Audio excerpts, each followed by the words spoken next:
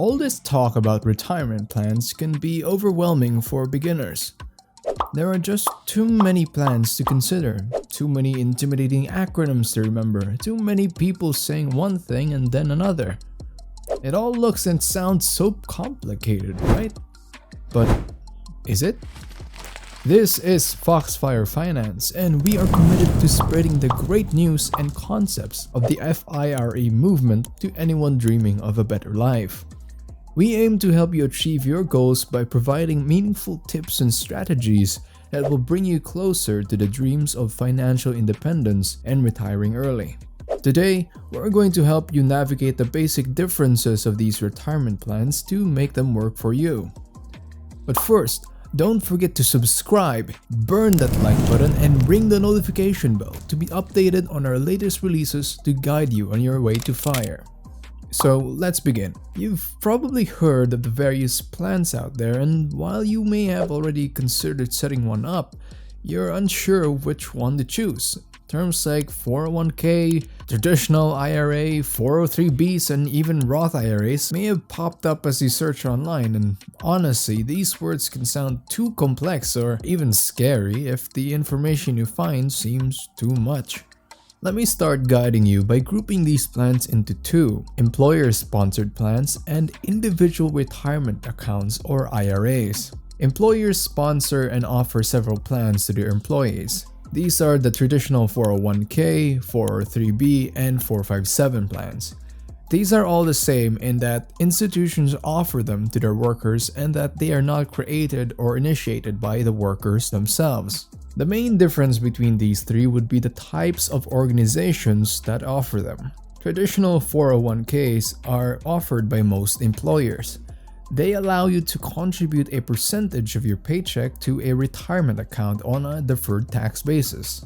On the other hand, 403b plans are similar to a 401k, but are usually proposed by non-profit organizations, certain government organizations, and schools. 457 plans, with rare and specific exemptions, are typically only offered to government employees. Traditional 401ks are the most popular plans out there, so let's zone in on them. The best thing about these plans is that they are tax deferred.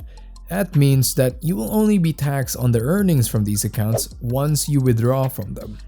Well, you can't withdraw from them whenever you want though. You need to wait until you reach the age of 59 and 1/2 before withdrawing your earnings, because if you do so before that time, you'll be subject to a penalty of around 10%, which is quite a big hit depending on the amount you've already accumulated. So, if you are taxed only at the time of withdrawal, then what happens to your taxable income from which a percentage was taken so you can fund your 401ks? This is one of the best things about these plans. The amount that was taken from your income to be contributed to your 401k becomes non-taxable, which means you lower your income taxes while also funding your retirement account. It's a win-win for you and you. For example, if you're earning 100k a year and you decide to contribute 10% of that to your retirement account, then the basis of your income tax becomes 90k.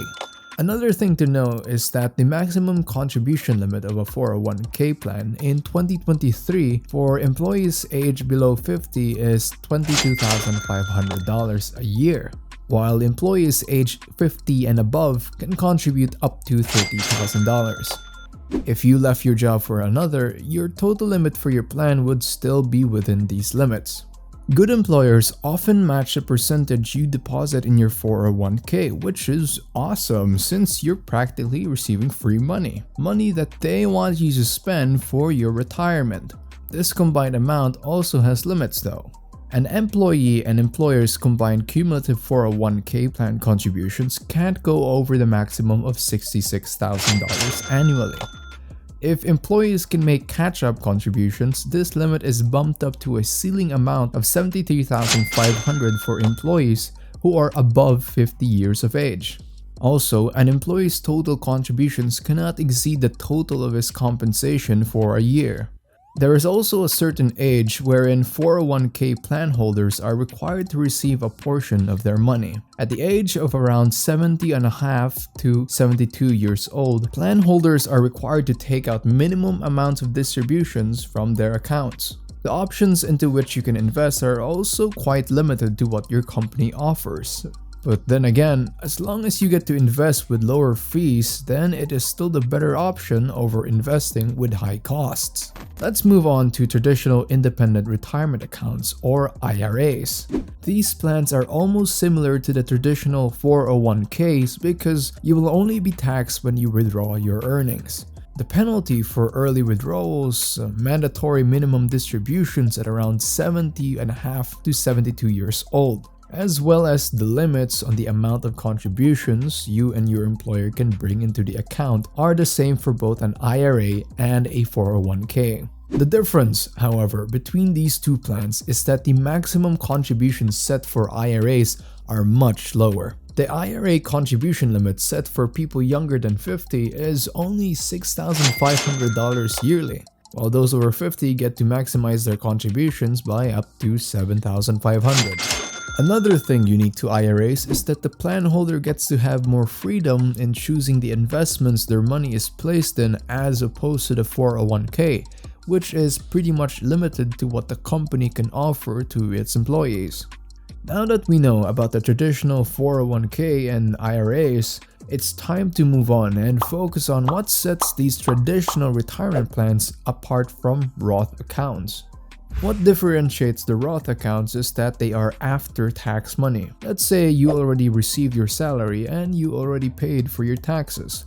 Then the money you have left is now considered to be after tax and can be placed in a Roth account. These accounts are free of taxes, and the best thing about this is that when you withdraw any earnings from them, your withdrawal is also entirely free of taxes as well. On the other hand, the other concepts that apply to traditional 401ks and IRAs also apply to Roth accounts. The maximum contributions are also set in the same amounts as the traditional versions. Minimum distribution requirements at the age of 70 and a half to 70 years old are likewise mandated. There is one unique feature in the Roth accounts that you need to take note of. Although the early withdrawal fine is still in effect for both Roth IRA and 401ks, Roth IRA allows you to take out your additional contributions at any time without penalty. Only your earnings are subject to the 10% penalty. However, this does not apply to Roth 401ks unless you have had those contributions in your Roth 401k account for a minimum of 5 years. Unfortunately, there is also a disadvantage when it comes to Roth IRAs, and this is when you earn more than the allowed level of income for a person to invest in these accounts. The income limit for single tax filers is less than $153,000 annually, while for those married and filing jointly, the limit is $228,000. That sums up the differences between traditional IRAs and 401ks and the comparisons to the Roth versions. But these are all for employed individuals, right? What about business owners? A retirement plan exists for business owners, and they are called self-employed people, or SEP IRAs. These accounts also follow the concept of traditional IRAs, except for the fact that they are more flexible when it comes to the amount of contributions that can be made. Contributions for SEP IRAs can be as much as $66,000 in a year, or up to 25% of their business earnings or compensation, whichever is less. I also mentioned 403(b)s at the start of this video, and that they come from non-profit organizations. Yes, this retirement account is most like the traditional 401ks, but is offered by organizations such as schools or charities. The biggest difference would probably be the 15-year tenure rule, wherein if you have worked in the same nonprofit organization for 15 years, then you are allowed to increase your contributions per year to up to $3,000 more. So there you have it. It all begins with the basics, and having a firm foundation when it comes to understanding how these retirement accounts work is absolutely essential. These plans are extremely helpful in your FIRE journey, and we are happy to be of service in helping you be informed and guiding you as you step closer to your financial goals. Did you find this video helpful? If you did, burn that like button and don't forget to subscribe to our channel for more tips on how you can reach your financial goals. Until next time, we are Foxfire Finance, and keep that fire burning.